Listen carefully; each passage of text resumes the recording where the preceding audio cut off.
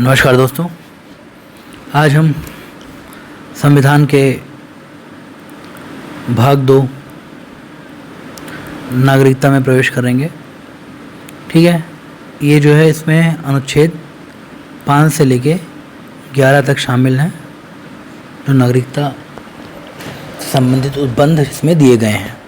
सबसे पहले कुछ चीज़ें हम लोग जान लेते हैं कि व्यक्ति या लोग कितने प्रकार के हो सकते हैं। पहले होंगे नागरिक। ठीक है, नागरिक यानी सिटीजन किसी राष्ट्र के। इसकी क्या पहचान होती है कि किसी राष्ट्र का, मान लीजिए भारत का नागरिक है, उसके पास भारत का पासपोर्ट या तो होगा, ठीक है, या मिलने की संभावना होगी, ठीक है, कि ये राष्ट्र आपको देगा पासपोर्ट। इन नागरिकों को किसी भी देश में मैक्सिमम अधिकार प्राप्त होते हैं। अगर आप किसी देश के नागरिक हैं तो सर्वाधिक अधिकार बाकी व्यक्तियों की अपेक्षा आपको प्राप्त होंगे। एक ये चीज़ हो गई। एक और होता है अन्य देशी या एलियंस, आप कह सकते हैं, विदेशी। अन्य देशी विधिक या अवैध हो सकते हैं। वैध या अवैध कुछ भी हो सकते हैं। देखिए, वैध होने का मतलब है कि अगर बाहर से आ रहे हैं तो वीज़ा लेके आ रहे हैं, या कोई परमिट लेके आ रहे हैं, या दोनों देशों के मध्य ऐसा कोई समझौता हुआ है कि आप आइए हमारे यहाँ, कोई दिक्कत नहीं है। जैसे कि भारत नेपाल या कुछ हद तक भूटान के साथ, हाँ, कोई समझौते के साथ। और अवैध जो है, बिना परमिट के आ रहे हैं, बिना अनुमति के आ रहे हैं। जैसे डंकी सुना होगा आपने, फिल्म भी आई थी। और ऐसे ही तमाम जो है यूएसए में प्रवेश करते हैं। हो गया भारत में भी बांग्लादेश से और हर जगह से लोगों का आना जाना हो जाता है। एक 5 टकिया वीज़ा होता है, अवैध वीज़ा है वो, अवैध तरीका आने का। तो बहरहाल ये अनादेशी में एक डिवीज़न ये हुआ। एक डिवीज़न और होगा अनादेशी में, शत्रु देश से संबंधित हैं या मित्र देश से संबंधित हैं। ठीक है, अगर आप मित्र देश से संबंधित हैं, पहली बात तो ये जान लीजिए कि मित्र देश सभी माने जाएंगे अनटिल और अनलेस आप शत्रु देश डिक्लेयर कर दिए गए हैं। ठीक है, सामान्य परिस्थितियों में अगर युद्ध नहीं चल रहा है और शत्रु देश डिक्लेयर नहीं है तो इवन चाइना भी मित्र देश ही माना जाएगा, पाकिस्तान भी मित्र देश ही माना जाएगा, समझ लीजिएगा। तो जिस देश से युद्ध चल रहा है और डिक्लेयर कर दिया गया है, केवल वही शत्रु देश ही है। तो इनकी जो है शक्तियाँ, इनके नागरिकों का अधिकार काफ़ी कम हो जाते हैं। आज भी व्यक्ति ऐसे होते हैं जो किसी भी देश से संबंधित नहीं होते हैं, या तो स्वैच्छिक रूप से उन्होंने ऐसा कर दिया। जैसे मान लीजिए किसी ने घोषणा कर दी कि मैं जो है स्टेटलेस व्यक्ति हूँ। और कई बार ऐसा होता है, देखिए, राज्य बहन में जो स्वैच्छिक रूप से होते हैं, जैसे बांग्लादेश से जो लोग आए, इलीगल इमिग्रेंट्स असम में आए, और उनकी जो तीसरी पीढ़ी है, उनकी नागरिकता नहीं डिसाइडेड है, ना वो बांग्लादेश के नागरिक हैं और ना ही भारत की नागरिकता उनको प्राप्त होगी। तो ऐसे लोगों अस्वैच्छिक राज्यविहीन व्यक्ति हो जाते हैं। ठीक है, अगला एक है शरणार्थी। अगर आप किसी में देश में मान लीजिए कहीं कोई समस्या हो गई तो आप शरण ले लेते हैं। ये सीरिया में समस्याएं हुई, या फिर भारत में भी जब तिब्बत से शरणार्थी आए, दलाई लामा और तमाम लोग, तो वो भी जो है शरणार्थी ही हुआ करते थे। ठीक है, इनको भी लगभग नागरिक जैसे अधिकार प्राप्त हो जाते हैं। अगला है कि नागरिकों के विशेषाधिकार क्या क्या होते हैं। हाँ, अगर आप नागरिक हैं तो उसके क्या क्या फ़ायदा हैं। पहली बात तो अधिकार में बात करें तो मूल अधिकारों में अनुच्छेद 15 के अधिकार जो हैं, अनुच्छेद 16 के अधिकार जो हैं, अनुच्छेद 19 अभिव्यक्ति की स्वतंत्रता। ये देखिए, शैक्षिक संस्था में है, ये आपकी जो है जॉब में है, हाँ, ये जो है आपकी अभिव्यक्ति स्वतंत्रता है।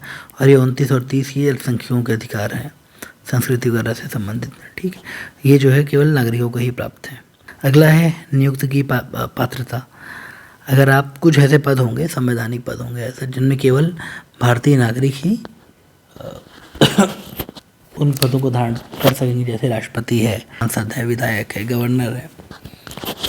फिर एक निर्वाचन का अधिकार है, हाँ, वोट देने का अधिकार भी, और साथ ही चुनाव लड़ने का अधिकार भी, ये भी केवल नागरिकों को ही प्राप्त है। ठीक है, अब भारतीय नागरिकता की प्रकृति को देखते हैं। भारत में एकल नागरिकता पाई जाती है, इसके दो मतलब हैं। एक मतलब ये है कि केवल भारत की आप नागरिकता प्राप्त होगी आपको, अन्य देश की आप नागरिकता नहीं ग्रहण कर सकते। ठीक है, जैसे कुछ देशों में, जैसे अमेरिका हुआ और कई जगहों पे आप डबल सिटीजनशिप हो जाती है, लेकिन आपको केवल यहाँ भारत की नागरिकता आप हासिल कर सकते हैं। और एक सेंस ये है कि केवल भारत की नागरिकता मिलेगी, प्रांतों की नागरिकता, राज्यों की नागरिकता आपको नहीं मिलेगी। ठीक है, तो ये दो देश की नागरिकता के साथ सीधा सा समस्या यही है कि निष्ठा का प्रश्न आ जाता है। तो सिटीजनशिप एक्ट का एवं सेक्शन 9 और संविधान का अनुच्छेद 9 दोनों ही जो है दोहरी नागरिकता का जो है अवैध ठहराते हैं और एकल नागरिकता की बात करते हैं कि आप केवल एक ही राष्ट्र की नागरिकता आपके पास होगी। ठीक है, अगला है विधिक व्यक्ति नागरिक नहीं है। देखिए, व्यक्ति क्या हो सकते हैं, प्राकृतिक हो सकते हैं। ठीक, प्राकृतिक व्यक्ति नेचुरल पर्सन, और एक हो सकता है विधिक व्यक्ति। प्राकृतिक व्यक्ति क्या है, जो हम सभी जो जन्म ले रहे हैं, मृत्यु को प्राप्त करना है, हम सभी विधिक प्राकृतिक व्यक्ति हैं। विधिक व्यक्ति वो है जो किसी भी केस को लड़ सकता है, अदालत में मुकदमा लड़ सकता है, हाँ, या किसी मुकदमे में एक पक्ष बन सकता है, वो विधिक व्यक्ति है। एग्जाम्पल के तौर पे विधिक व्यक्ति हम आप भी हैं। साथ ही कुछ संस्थाएं भी विधिक व्यक्ति हैं, जैसे BCCI, वो भी विधिक व्यक्ति है। हाँ, भारत सरकार, भारत संघ, वो भी विधिक व्यक्ति है। तो या किसी कोई कंपनी, NGO वगैरह, वो भी विधिक व्यक्ति हो जाती है। तो क्या है कि हम लोग तो नागरिक हैं विधिक व्यक्ति के तौर पे, पर जो है कंपनियां जो हैं ये, या ये लीगल, सारे लीगल पर्सन को मिला के यही बात है कि सारे लीगल पर्सन नागरिक नहीं होते हैं। हाँ, जो प्राकृतिक व्यक्ति हैं वही नागरिक होंगे, बनेंगे। ठीक है, कई राष्ट्रों में ऐसा नहीं है। देखिए, 1960s में कलकत्ता हाई कोर्ट का एक फैसला आया था, वो बोलते हैं कि हाँ, विधिक व्यक्ति को नागरिक हैं वो लोग, लीगल पर्सन या कंपनी भी नागरिक हैं। बट 1963 में सुप्रीम कोर्ट कहता है कि नहीं भैया, केवल नेचुरल पर्सन ही नागरिक हैं और विधिक पर्सन नागरिक नहीं है। ठीक, कि वंश को जन्म स्थान पर प्रश्रय।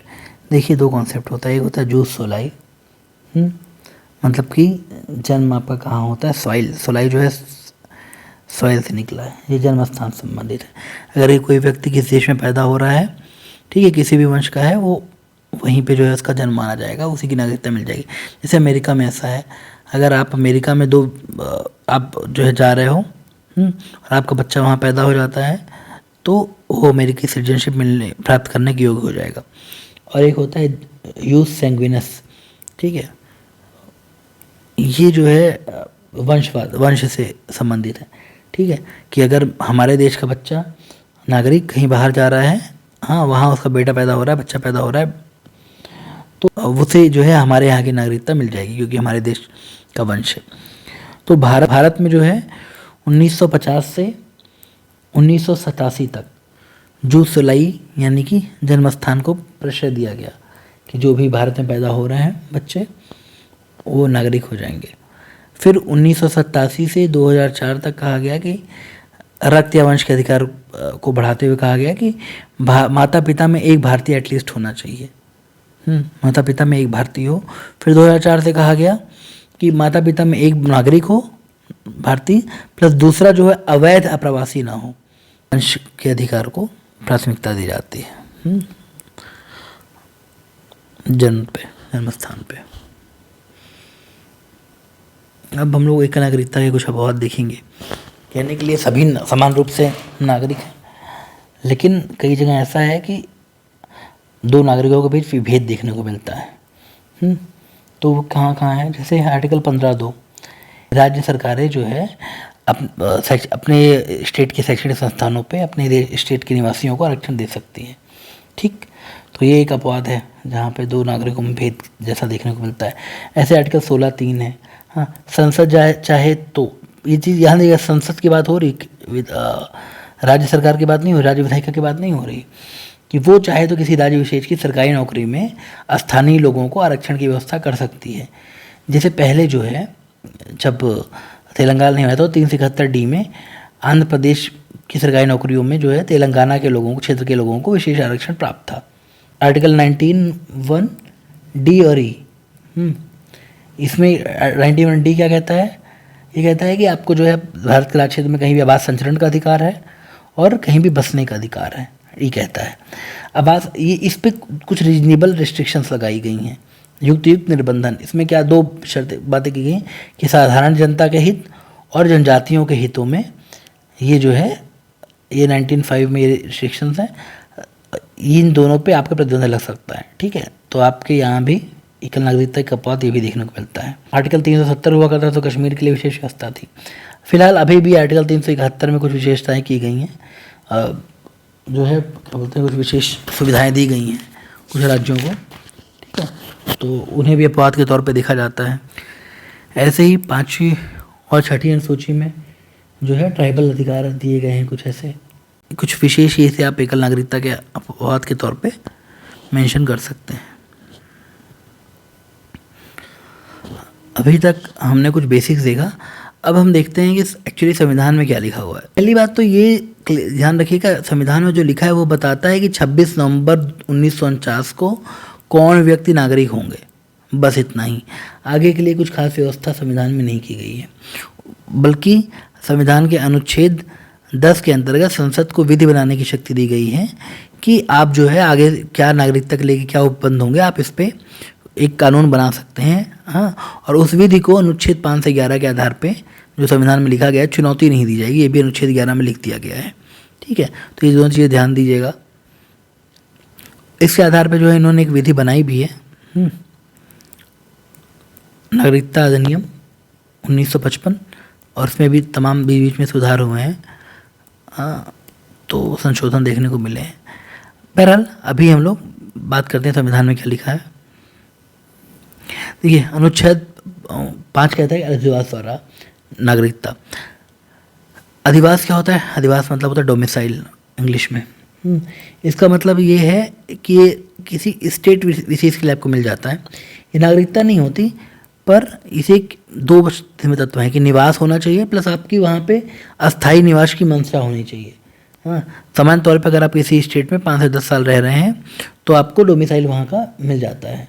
हाँ, अगर बीबी जा रही है, औरत जो है शादी करके आ रही है कहीं, तो उसकी तुरंत मिल जाता है। तो समानता यही है, जन्म पे तुरंत मिल जाता है अगर माता पिता आपके वहाँ के हों। तो ये कहा कि जो उस समय निवास कर रहे हैं उनको नागरिकता मिल जाएगी। फिर अनुच्छेद 6 में लिखा है, क्या लिखा है कि पाकिस्तान से जो भारत आए उनकी बात हो रही है, ठीक है।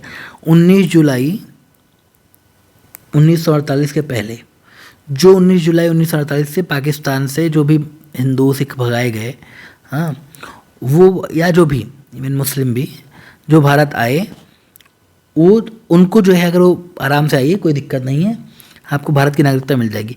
पर जो 19 जुलाई 1948 के बाद आ रहे हैं वो जो है उनको नागरिकता के लिए रजिस्ट्रेशन कराना पड़ेगा, बस पंजीकरण कराना पड़ेगा, कोई दिक्कत नहीं।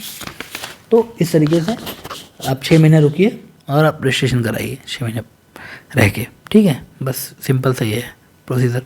अनुच्छेद 7 में दिया गया है ऐसे लोग जो इंडिया से पाकिस्तान गए और फिर इंडिया आए, समझ रहे हैं ना। पहला क्या था, 6 में पाकिस्तान से इंडिया वाले आने वाले, यहाँ पे बात की कि जो इंडिया से पहले पाकिस्तान गए फिर इंडिया आए, उनके लिए क्या व्यवस्था है कि अगर आप मार्च 1947, ठीक है, मार्च 1947 कट ऑफ डेट है, उसके पहले आप जो है ऐसा करते हैं कि भारत से पाकिस्तान जाते हैं और इंडिया वापस से आते हैं, तो कोई दिक्कत नहीं, आप आइए, भारत में रहिए, भारत के नागरिक हैं।